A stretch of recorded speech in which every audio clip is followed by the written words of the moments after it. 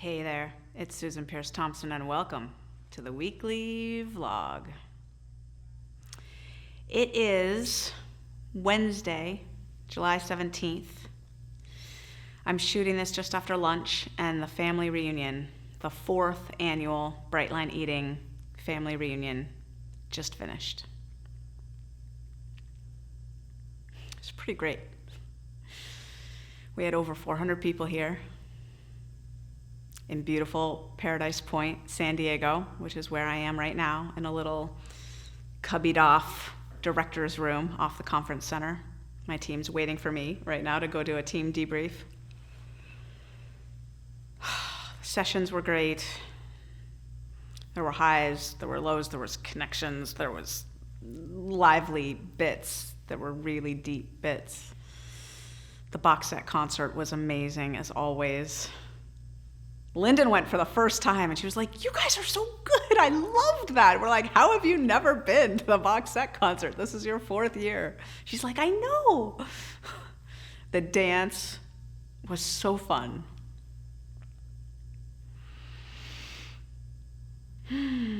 I feel like my team showed up amazingly, and I did what we needed to do to give people the experience they came for, and so much more.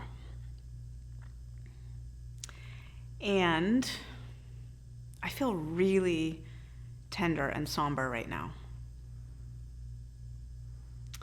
I just came from lunch in my room with Sylvia Owens, who said I could use her name, who said she wanted me to let her know what happened, that people need to hear. By far the biggest takeaway for me from this event is a theme that's been present in my life over and over again in the last few months. And it showed up big time last night and today. And the theme is inclusiveness. And what happened goes like this. Last night at the dance, like I always do, I rapped. I just happen to be a fan of gangster rap. It's just a thing. I've been rapping to ridiculous, filthy, just off the hook rap music since I was a wee bit of a thing. I know all the lyrics, they roll off my tongue. It flows. I feel, I don't know, makes me feel a certain way when I do it. It's how I release energy. And every year I think of the rap I'm gonna do, and I chose this one this year, and I introed it and prefaced it. And I used a word that sent Sylvia reeling outside, bringing up all kinds of feelings. She was hurt by me. I used a word that a Black person never wants to hear from white lips, that I have no authority to be saying ever.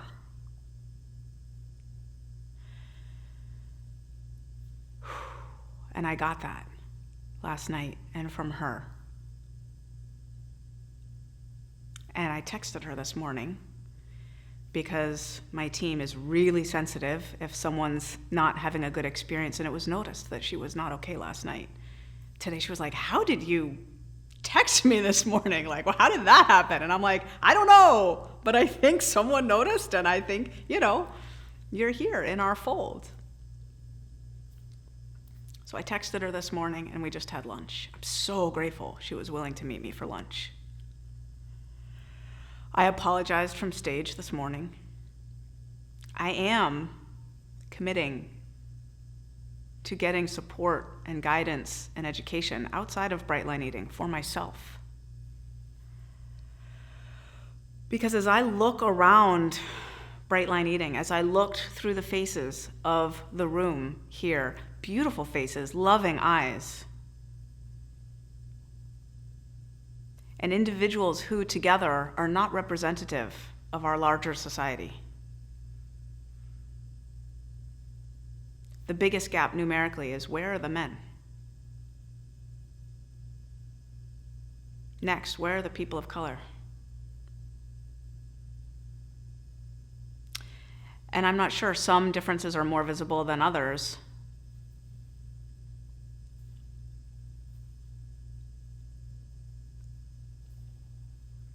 So I'll have to do more work to find out where the other gaps exist as well.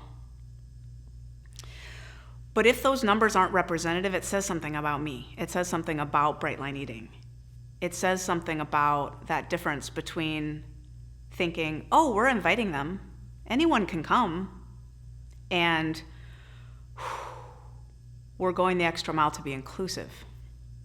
So that difference between being invited, and feeling included was brought home to me in April.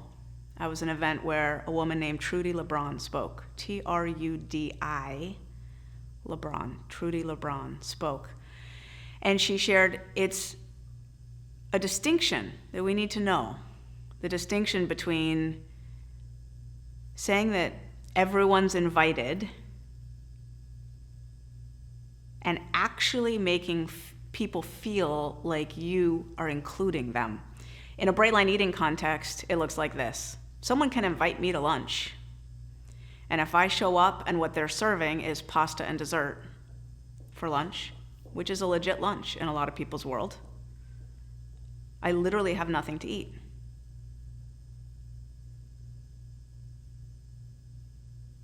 So I was invited, but I leave not having felt very included. It's a different experience if they think and say, hey, I wonder if anyone has any dietary restrictions, and they call me up and say, hey, what do you eat? I want to make sure there's something here for you when you get here. And when I arrive, there's a bunch of fruits and vegetables and proteins and things that I can eat. I have a different experience then. I leave that home feeling differently about my experience. And Sylvia, I won't even go there. We did connect over lunch. I love you, Sylvia. Thank you for being brave. We talked a little bit about what it's like to show up for this conversation. It's scary on both sides. As a white woman, I'm thinking,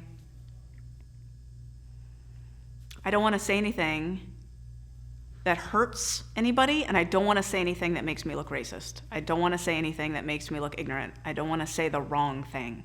And I'm not too clear what the right things are and the wrong things are. The whole landscape, therefore, feels threatening and scary to me. It's easier to be silent. It's easier to not show up for the conversation.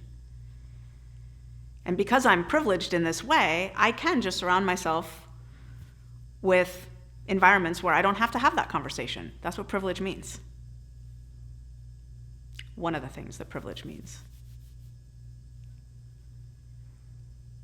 And for Sylvia, she shared that although her skin is brown, her cultures are many and they intersect.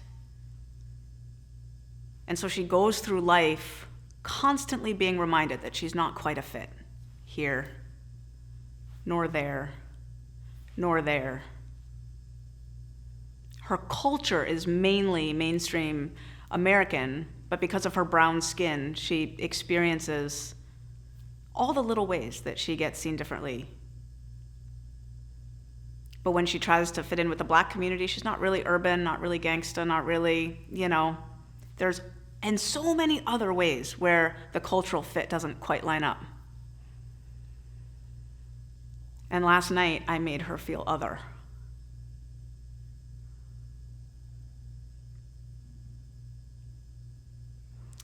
This is the beginning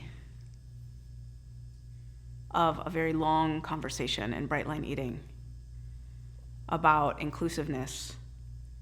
If we're going to get 1 million people to goal weight by 2030, we can't stay all white, middle class, middle-aged women. We're not all that now, but predominantly, it's the dominant face of Bright Line Eating at the moment. Well, look, right? I mean, like attracts like, right? I'm not entirely sure how to navigate the inclusiveness trajectory, and that's cool. I'll get help. There's a lot of people who are further ahead than I am on thinking about this, who've made it their life's work.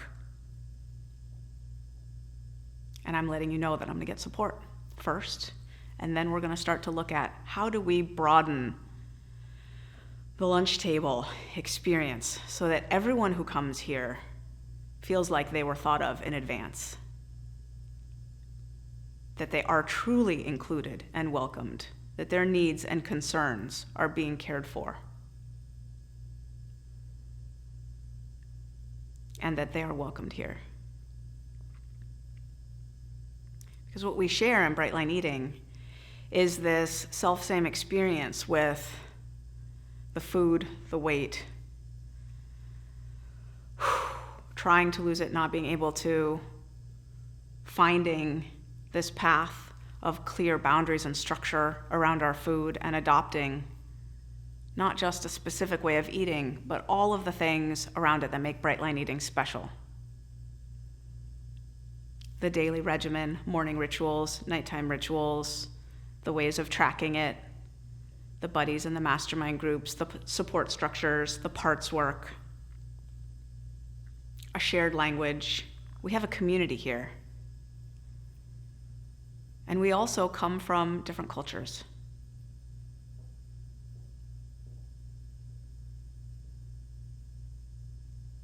So I'm way too early in this journey to make proclamations or say, here's how it's gonna go or anything like that. I just humble myself and declare myself in learning student mode. Let's see what happens. But I'm super clear that there's a gap between where Bright Line Eating is now and the state that I can envision of a fully inclusive environment, where everyone who wants and needs this transformation comes and feels seen, feels heard, feels included. And I invite you to join me on that journey. I love you. I do. I'll see you next week.